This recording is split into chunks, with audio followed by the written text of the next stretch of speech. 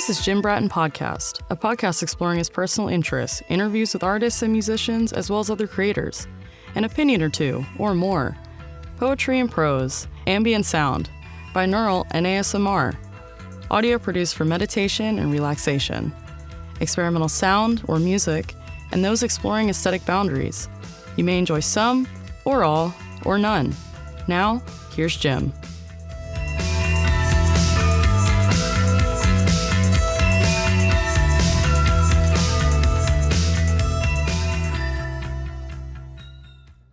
All right, so we're back with episode 4 with Robert Serna on Locked Up, recorded at Marmo, conference room 206.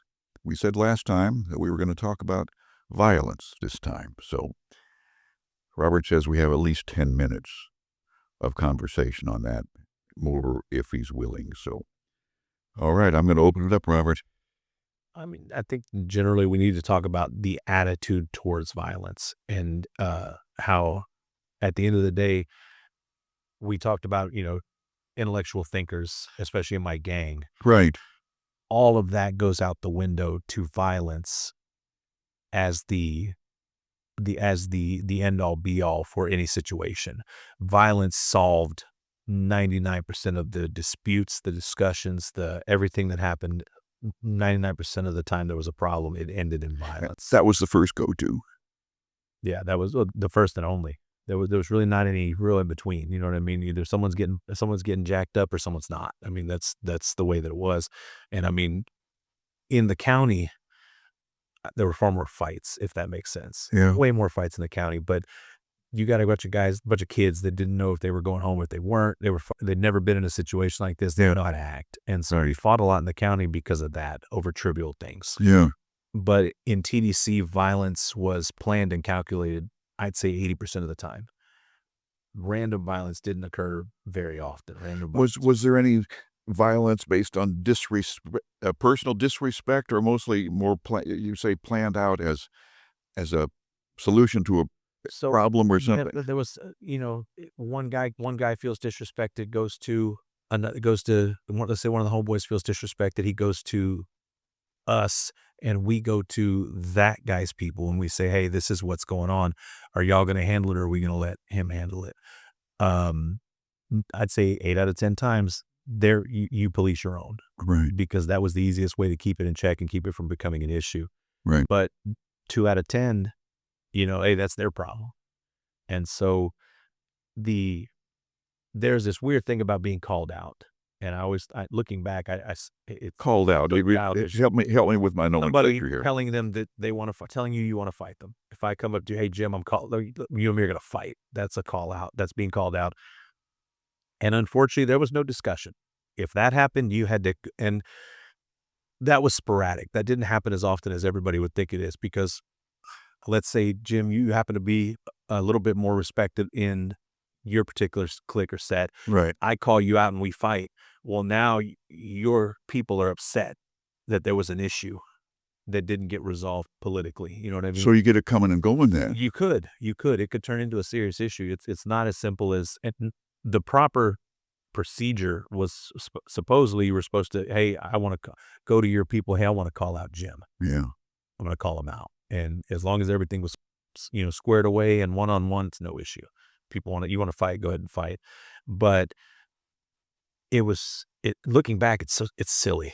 It's silly to think that somebody's saying they want to fight you, and it was required. There was no in between. I mean, I got my face popped in pretty good by a big professional wrestling looking fellow that I had no desire to fight, and I knew they didn't stand a chance. And he called me out. There was nothing I could do about it. I just had to go in and fight him. Where did you conduct these battles?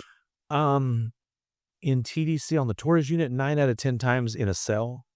You could pull like I said, there were certain guards that were just, they thought they were your best friends. And I always said it made them feel like they were part of the gang culture. Because at the end of the day, so many people want to be a part of this culture. Right. And it's so misplaced, the desire for it. But you're saying that the guards can come to idolize the culture. They absolutely. What a revelation that is for me. I did not realize that. And some of them are just guys trying to make a living. Right. They're just getting by as best they can. And some of them come in because they want to fuck with you. And that is those are, like I said, those I actually respected those more because, like I said, I could always knew what to expect from those guys. Right. They were always going to fight. They were predictable. The rules were the rules. Don't you step out of line and you'll be fine. And you're not talking about TDC rules. You're talking about... No, I'm talking about TDC rules. Okay, TDC rules. For those cards, okay. it was TDC rules. Okay. Everything, you broke one rule, they were going to hem you up, and that was it. But it was every day. You knew, I mean, it's stupid stuff. You knew not to hang a towel in your window. They're going to write you up for it. But I like those guys because, again, I knew exactly what to expect from those guys. But, the ones that idolized the gang culture they'd pop open the cell and let you go in there when they're not supposed to. Because during the day, they do an in and out once an hour, where you can go into your cell and retrieve things. You can stay in there if you want, but if you stay in there, you can't come out till the next hour because they don't only open it because they're supposed to be monitoring who goes into cells. Got it. But when is that like is that a long hallway with cells? No, what's it look like? So you walk into we called them tanks, but they really weren't. You walk into the tank and you had 2 levels of cells that formed a horseshoe. Uh-huh. And there was a stairs at the very end, and then at the very front, on each side were 3 or 4 shower stalls and a toilet.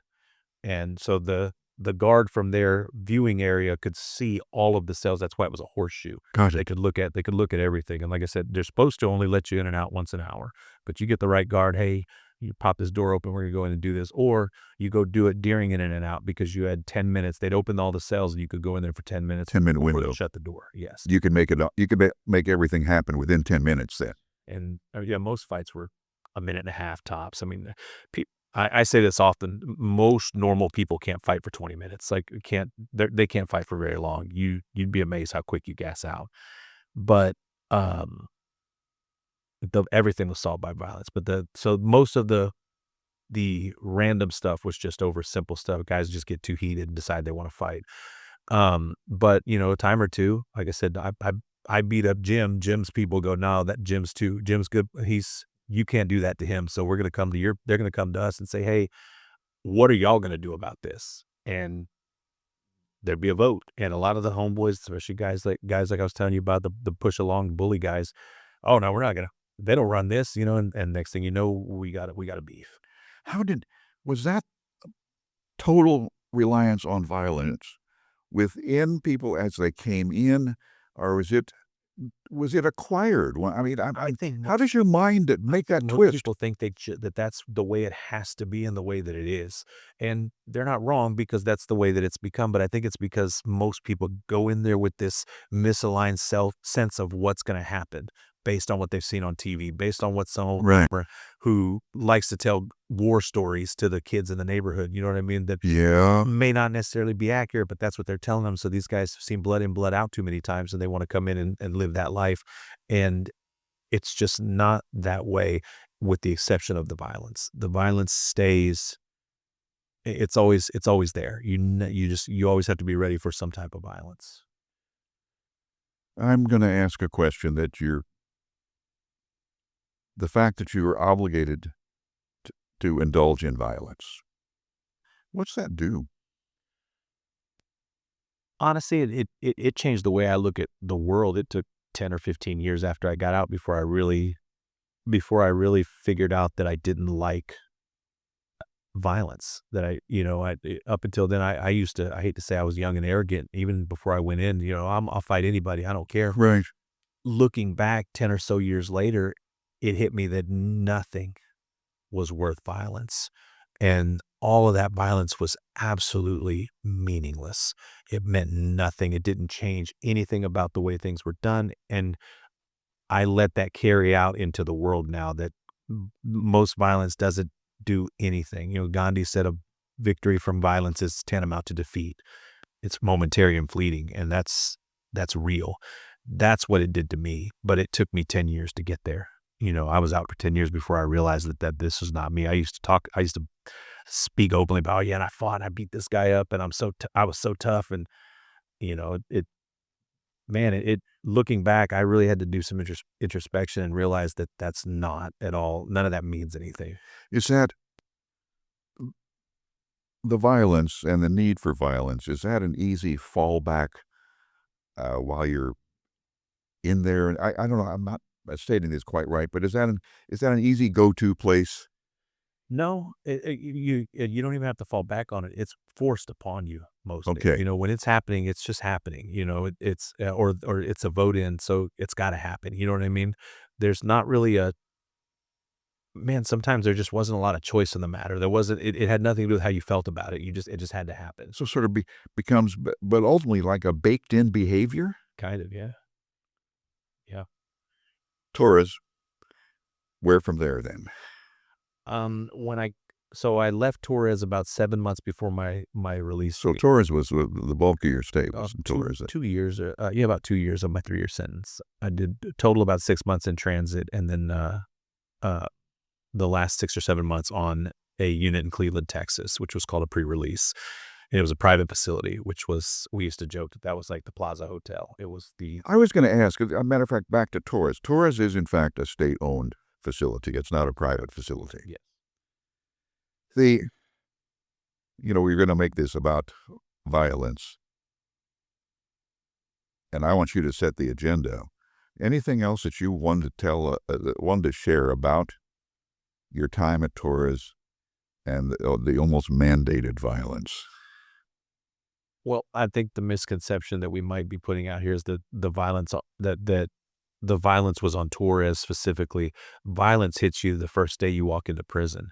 I was my first day in prison. Somebody tried to steal my watch, and we went toe to toe until we got pepper sprayed. I had been there 3 hours. And that's probably not abnormal behavior. I refuse to accept that I'm the only guy that someone ever tried to take somebody's watch. You know what I mean? Yeah. And I don't wear watches still to this day because of that. And it might seem silly, but I'll never forget thinking to myself, this guy's going to try to kill me over this watch, but I'm not giving him my fucking watch. And I just don't like the how that makes me feel when I think about it. So I refuse to wear a watch. Yeah. I haven't worn a watch since I got out of prison except once or twice. I just absolutely. Everybody talks sort of loosely about triggers. It's sort of a word that everybody uses now. That watch truly was a trigger, wasn't it? I mean, I've only been in prison 3 hours. You know what I mean? It set the tone in my mind. I just assumed it was going to be wild and crazy the whole time I was there. And though it wasn't, there were moments where where it was still just as wild. But and violence occurred, a month before I got out. We had a major beef on the Cleveland unit where people got hurt, and I'm a month from getting out. You know what I mean? It's so violence. I don't want it's too easy to say, well, most of the violence occurred on the one unit. The violence occurs everywhere at every step of the way. And there's nothing, like I said before, there's nothing you can do about it. Everybody said, oh, you just got to be quiet and do your own time. That's not a real thing. You will be sucked into the violence. Wow. Some of the people that listen to this podcast probably have someone that they know, a relative or a friend that's in prison right now, or maybe they've been. Let's wrap up this episode of just any comments you might have. You have had to deal with this, and I can tell it's been difficult, and I appreciate your sharing, and in no way are we trying to make this whole scenario any more difficult for you, but you got commentary for other people that are coming out and having to deal with the same kind of background? And just look forward. Don't let the way that you think things are because they were that way for long enough to stick in your head. Don't let that dictate how you live after that. I struggled for, like I said, 10 years. I was still trying to get in fights. Unfortunately, I was drinking a lot. Never to the point of alcoholism, but it was definitely something I used to cope. Right. And I'm in therapy. I've been in therapy now for 3 years, around 2 years, something. I've been in therapy for a while, and looking at it from the outside now, which is what you learn in therapy, is how to look at something, from the outside. I let that be a part of me for far too long. I allowed that to dictate the way I saw the world, and that's not fair to me. That's not fair to you when you get out. They just don't let that be a part of why. Don't let that be a part of who you are and how you see the world. My dear friend who I talk about pretty often, we're, the only guy that I'm still connected to, he, like I said, he became a Christian a couple years ago, right? And he smiles all the time. and he's living good out there. And every time we get together, me, him, my wife, his wife, we're just, it's a great time because we don't allow that to dictate how we see the world. Robert Serna, thank you again.